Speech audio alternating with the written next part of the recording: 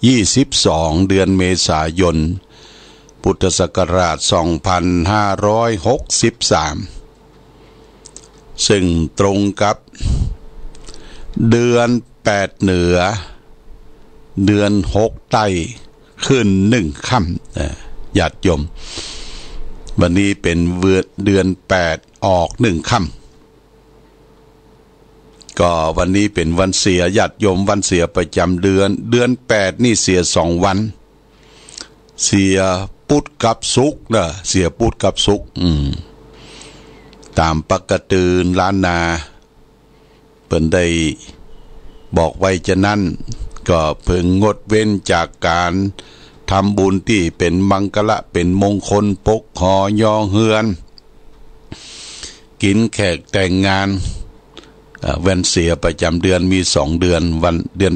8เสียพุธกับศุกร์ญาติโยมก็เดือนเมษาก็ลึกตึกตักก็มาค่อนปลายเดือนละญาติโยมค่อนปลายเดือนก็เหตุการณ์ตั้งบ้านตั้งเมืองโรคภัยไข้เจ็บฝนแรงแห้งขอดอย่างที่มันเกิดขึ้นในปัจจุบันคิดว่าคงจะดีขึ้นญาติโยมเด้อจะดีขึ้นโรคระบาดโรคโควิด19ก็ยังชะลอตัวก็ผู้คนตายก็บ่เท่าใดเมืองไทยเนี่ยประมาณสัก40คนแต่ทั้งนอกประเทศนั้นรุนแรงเหลือบ้านเฮาเมื่อโรคนี้เกิดขึ้นทั่วทุกหัวระแหงทุกประเทศทุกมุมของโลกมันมีผลกระทบต่อการดำเนินชีวิตของผู้คนเพราะว่าโรคนี้การติดต่อโดยการสัมผัสโดยการจามการไอลายหายใจต่อกันก็ทำให้เกิดโรคระบาดอย่างแท้จริงทั้งการบ้านเมืองทุกประเทศนั่นก็หาช่องทางที่จะป้องกันแล้วก็ทางแพทย์ทางหมอทางวิทยาศาสตร์เพิ่งก็มาวิจัยว่าโรคนี้เกิดขึ้นมาได้จะใดเกิดจากหยังไวรัสชนิดใดเพิ่งก็หายามากินมาต้านและพร้อมกันนั้นก็ต้องหายาที่จะต้านจริงๆต้านจริงๆหมายก็ว่ามันเกิดเป็นวัคซีนญาติโยมวัคซีนก่อนการที่ผ่านมาอย่างโรคที่เกิดขึ้นโรคไข้หวัดใหญ่โรคไข้หวัดนกอย่างต่างๆที่เกิดขึ้นนั้นก็มียาพอก็จะเกิดขึ้นระบาดที่ใดเพิ่งก็มาฉีดวัคซีนแต่อันนี้มันมาเวยญาติโยมมันไปอย่างสายฟ้าแลบไปหลายๆประเทศไปตั้งเครื่องบินพ่องไปตั้งน้ำทางเรือไปทางผู้คนที่สัมผัสกันที่มีสมาคมร่วมอยู่ด้วยกันเนี่ยญาติโยมมันไปเว้ยเพราะฉะนั้นโลกนี้เกิดผลกระทบในด้านการดำเนินชีวิตของศรัทธาญาติโยมผู้คนได้ยินข่าวได้ทราบข่าวแล้วก็บ่ค่อยม่วนใจเท่าใดเนาะอินดูสงสารผู้คนที่บ่มีจะกินบ่มีงานมีการทำยกตัวอย่างเช่นว่ามีชายคนหนึ่งอายุ40 ปีอุตส่าห์ดันดนมาจากจังหวัดนครราชสีมาอุ้มลูกน้อยอายุ5 ขวบเป็นแม่หญิงตั้งใจจะมาเสาะการเสาะงานที่กรุงเทพขึ้นรถไฟมาญาติโยมแต่เปลี่ยนใจไปลงที่จังหวัดนครราชจังหวัดพระนครศรีอยุธยาไปลงที่หั่นก็บ่มีเป้าหมายคือบ่ฮู้จักไผพอลงรถไฟแล้วก็ว่าเวตาเตสิ่งที่จะเพิ่งได้นั้นก็คือวัดญาติโยมวัดเพิ่งก็ไปเพิ่งวัดกับ อยู่ติดกับแม่น้ำป่าซักญาติโยมอยู่หันได้2 วันก็อาศัยเก้าก้นบาทขอกินเอาลูกน้อยไปนอนตยแล้วก็สัมภาระก็ใส่ครัวญาติโยมปีเป็นที่สังเวทนาก็คือถุงดำถุงปุ๋ยถุงดำเปอะไปครัวของพ่อครัวของลูกอยู่ด้วยกันได้2 วันบ่มีวี่แววหนทางที่จะต่างไปหมดปัญญาที่จะคิดก็เลยปิดชีวิตของตนเองนะลูกน้อยเป็นที่น่าสงสารว่าหนูอย่าทิ้งพ่ออย่าทิ้งหนูนะพ่ออย่าทิ้งหนูนะเด็กไร้เดียงสาญาติโยมอายุ5 ขวบ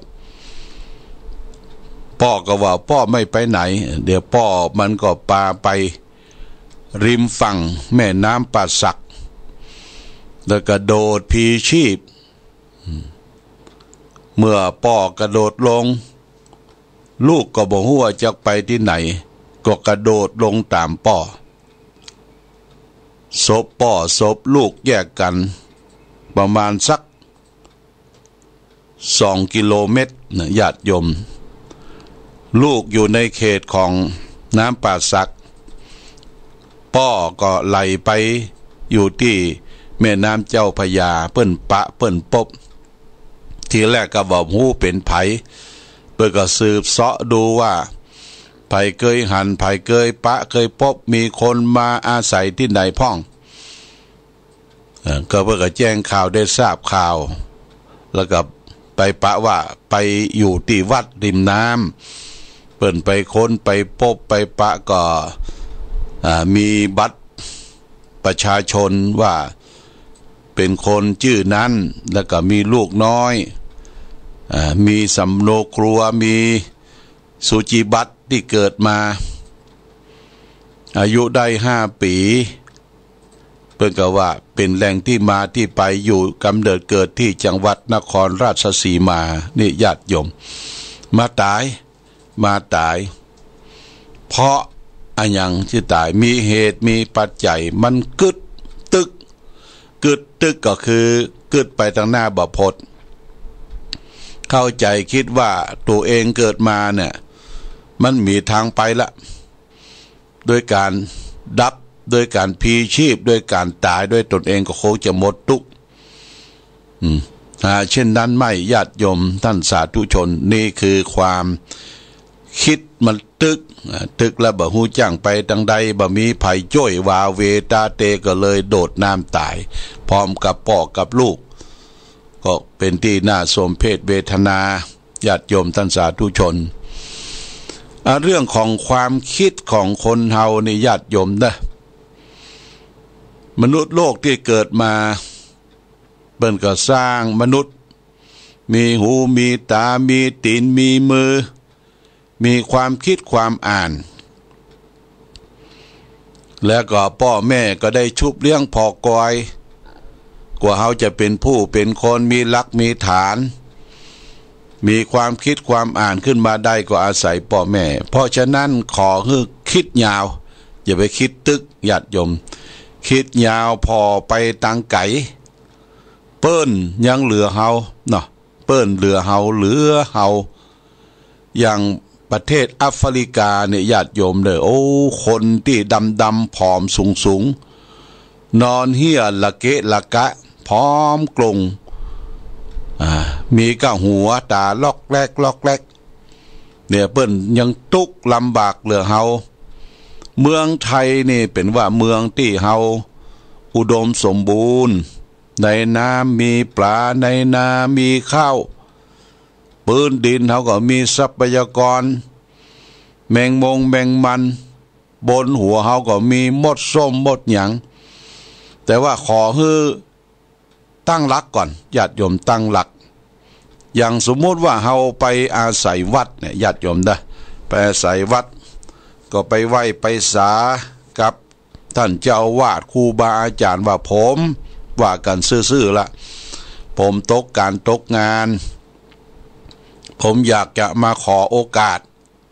อาศัยกินข้าววัดขอมาเพี้ยวมากวาดมาคัดมาสีพอมีช่องทางไปดีแล้วก็จะได้ไปวัดเป็นสรณะเป็นที่เปิ้งทางกายและทางใจเนี่ยญาติโยมทุเจ้าพระสงฆ์ก็บัดใจไม่ใช่ละกรรมก็มีเมตตาธรรมอยู่แล้วญาติโยมนะมีเมตตาธรรมอยู่แล้วเพราะฉะนั้นวัดจึงเป็นสรณะเป็นที่เปิ้งทางกายและทางใจไปมามีตังไปก็เข้าวัดญาติโยมนะอกหักลักลอยคอยงานนะไปอยู่วัดอยู่วัดก็อู้กันซื่อๆว่าหมดเนื้อหมดตัวแต่ว่าไปอยู่วัดจะต้องช่วยงานวัดเพียวกวาดคัดสีเช็ดถูล้างถ้วยล้างชามแล้วก็ต้องมีความซื่อสัตย์สุจริตอย่าใช่ไปอยู่วัดหันตู้บริจาคหันยังเปิ้นพังเปิ้นเผลอไปงัดไปแงะนี่บ่ได้นะบ่ได้หรือเอาเหล้าเอายาไปกินในวัดในวานี่ก็บ่ได้มาละผิดศีลผิดธรรมผิดกฎระเบียบของวัดของวานิญาติโยมเพราะฉะนั้นให้ใจสติพิจารณาทุนเดิมความคิดทุนเดิมที่คิดอยากจะโลภอยากจะล่ำอยากจะรวยนะเขาเก็บไว้ก่อนเอาตัวประทังชีวิตพอได้กินได้อยู่ได้อาศัยก้อยแก้ไขกันไปอย่างประเดี๋ยวเนี่ยทางรัฐบาลเพิ่งก็ช่วยเหลือคือโอกาสแต่คนเป็นล้านญาติโยมเด้อจะให้มันสมบูรณ์พูนสุขได้กันทุกเม็ดทุกหน่วยนั้นมันก็เป็นไปได้ยากแต่ว่าจะไปตัดช่องน้อยแต่พอตัวหนีลาละดับขันจากโลกนี้ไปเพราะว่ามนุษย์โลกเขาเกิดมามันเป็นการเกิดที่ยากนะญาติโยมนะเกิดยากแล้วก็ตายง่ายกว่าเขาจะเกิดได้มาเป็นมนุษย์เป็นคนนะโอ้ลำบากพ่อแม่ก็ต้องมาชุบเลี้ยงดูพอกอยอดตาลับขับตามนอนจะกินยังก็ต้องเสาะสรรให้ลูกคือเต้าได้กินได้อิ่มได้เต็มก่อนตั้งผ้านุ่งครัวใบที่อยู่อาศัยพ่อแม่ยอมอดยอมทนแต่เขาต้องนึกยาวๆนั่นจะไปนึกสั้นนึกถึงพ่อนึกถึงแม่นึกถึงครอบครัวอันเมียอันผัวเนี่ยมันเป็นเรื่องของธรรมดาลิ้นกับฟันถ้าเมียบดีผัวบดีก็ละญาติโยมเนอะละขอโอกาสเอาบ่ต้องนำพาละมันไปกันบ่ได้นี่ก็ละทิ้งกันละเอาตั้งหน้าคิดพิจารณาตั้งรักให้ใหม่ตั้งรักให้ใหม่ก็เนี่ยเปลี่ยนไปทำไปก็วิกฤตการณ์ที่เกิดขึ้นในปัจจุบันก็คงจะผ่านพ้นไปโดยความดีงามโดยความเรียบร้อยเพราะฉะนั้นญาติโยมเฮาเกิดในเมืองไทยเป็นเมืองพุทธเป็นเมืองของเทวดาเป็นเมืองของเทพมีเทวดารักษาบ้านจองหอเฮือนเดือนดาวที่ไร่ที่ยาที่อยู่ที่กินเทวดารักษาตนตัวเนี่ยมองไปทางใดมีพืชพันธุ์ธัญญาหารปงเขียวกระจีไปทั่วนะในน้ำก็มีป่าในนาก็มีข้าวหยัดยมแต่ว่าขอให้มีความขยันจะไปคิดรวยทางรัฐจะไปดัดนิสัยในสร้างสมสิ่งที่บดีบงามคือดัดนิสัยตัวนั้นคนเฮาถ้ามีความดีอยู่ในตัวมีความเป็นบุพการีต่อพ่อต่อแม่ต่อสถานที่ต่อครูบาอาจารย์คนนั่นแหละจะตกน้ำบ่ไหลตกไฟบ่ไหม้ไปทางใดก็มีคนรักคนชมคนนิยมชมชอบคนนับหน้าถือตาเทวดารักษาให้แก่บุคคลนั้นเนี่ยเป็นสิ่งที่น่าอนุโมทนากับบุคคลที่ต่อสู้เขาเกิดมาต่อสู้ล้มลุกและขึ้นมาต่อสู้ได้ญาติโยมนะ ชีวิตคือการต่อสู้ศัตรูคือยากำลังล้มแล้วเฮือลุกก้อยการสู้ต่อไปจนกว่าชีวิตจะหาไม่เปิ้นลำบากทุกข์ยากลำบากเลยเฮายังมีแหมนักบางท่านบางคนเป็นคนตาบอดเป็นคนหูหนวกเป็นคนทุพพลภาพห้อยเปียเสียแขนเพื่อก็ยังถือโอกาสว่าชีวิตนี้มีลมหายใจก็ต้องสู้กันไปห้อมหนูก็หนูไตห้อมในก็ในเตียวญาติโยมจะไปคิดตึกคนเฮาคิดตึกเนี่ยลำบากอย่างทาความเข้าใจว่าตัวเองเกิดมาเป็นทุกข์ที่จริงตัวเฮาเกิดมานี่ไม่ได้เป็นทุกข์เตื้อทุกข์คือกิเลสที่มันจรมาอาศัยอยู่ความโลภความโกรธความหลงทั้งหลายทั้งปวงเนี่ยก็ให้แก้ไขกันไปจนกว่าจะมีวันใหม่ที่วันที่เราจะต้องต่อสู้ด้วยความอดรนทนมีขันติมีปรมีอดรนทนต่อสู้ไปได้มันมีผลกระทบทั่วๆไปแบบว่าทั้งภายในภายนอกตัวเจ้าพระสงฆ์ก็คือกำลังจิตกำลังใจแก่ศรัทธาญาติโยมไม่ได้ไปไหนแต่อาศัยว่าได้ประชาสัมพันธ์บอกข่าวกล่าวเตือนทางวิทยุกระจายเสียงทางของคณะสงฆ์ทางเกาะเครือข่ายขึ้นสีข่าวทั่วไปเนี่ยญาติโยมนะจึงขออนุโมทนาวันนี้ก็ต้องขอขอบคุณกับญาติโยมที่ได้มาร่วมแต่ว่านี่ก็มีศรัทธาวัดห้วยจนุวัดห้วยจนุนี่ก็มาร่วมกันพี่น้องดาราอ้างปะหล่องก็มาคารวะนำหัวบะปะบะปบเนออายุวันโนสุขังพลังแล้วก็มีท่านพระครูบดิกาวิชัยปิยะสีโลรองเจ้าวาดวัดปทุมวาสเนออายุวันโนสุขังพลังโดยมาสัมมาคารวะแล้วก็มีคณะครูผู้บริหารโรงเรียนบ้านเบียงฝางก็เอาเครื่องสักการะมาตำเก้าอี้ไว้หน้ากุฏิลุ่มหลวงพ่อเป็นนอนบนปุ้น2 คืน 3 คืนอโมทนาเนอคณะครูบาอาจารย์ผู้บริหารโรงเรียนบ้านเบียงฝางอายุวันโนสุขังพลังตยแล้วก็มีรักษาการเจ้าวาดวัดโพทองบ้านลันในคือท่านปลัดอินสอนอินทวิโลเจ้าวาดวัดโพทองบ้านลันในก็ได้มาคารวะได้ไปที่บนวัดพระธาตุศรีมหาโพธิ์ก็ได้บริจาคร่วมกันทำบุญกองทุนวิทยุอยู่500 บาทป้อนานขจรแม่หมายป้อมานขจรแม่หมายก็ได้บทบันโพทองบ้านลาน200 บาทอนุโมทนาสาธุเนอแล้วก็มีนางสุนีกันทวงศ์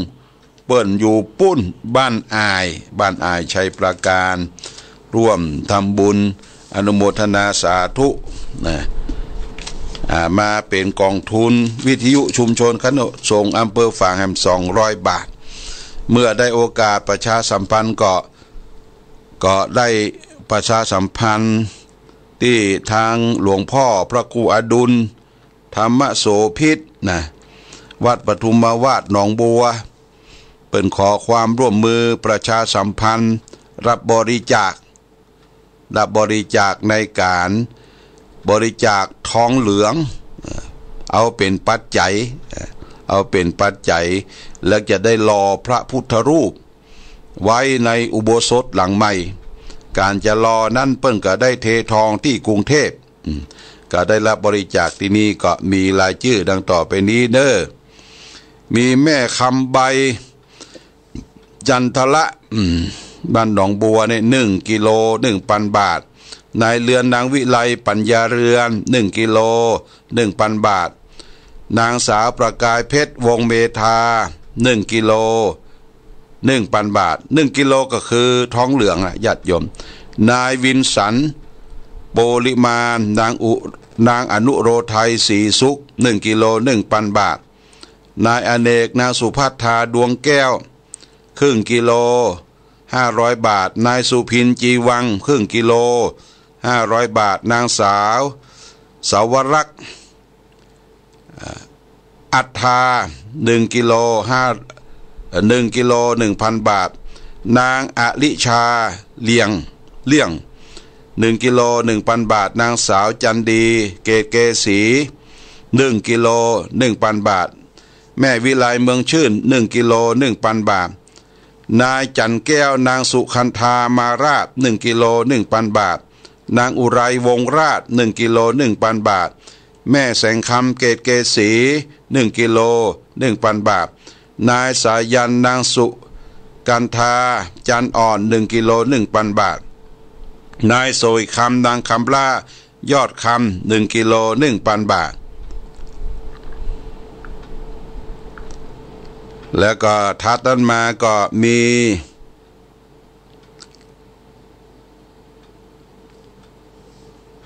นางบัวไขที่แปลง1 กิโล 1,000 บาทนางบัวไขอุทิศถือแก่นางปวงบุญชอบ1 กิโล 1,000 บาทนายสมทรัพย์นางจันทิพย์เกื้อการุณวงศ์1 กิโล 1,000 บาทนายจักรพงศ์เกื้อการุณวงศ์1 กิโล 1,000 บาทนายสมศักดิ์นางศรีนวลเจริญสุข1 กิโล 1,000 บาทนางวิไลงูพิษครึ่งกิโล500 บาทนายอารักษ์นางศรีวันบุญมา1 กิโล 1,000 บาทนายบุญทานางโสพินวงเมธา1 กิโล 1,000 บาทนายผ่องปิมปา1 กิโล 1,000 บาทนายอรุณนางจันทิพย์บุญอุ่นเรือนครึ่งกิโล500 บาท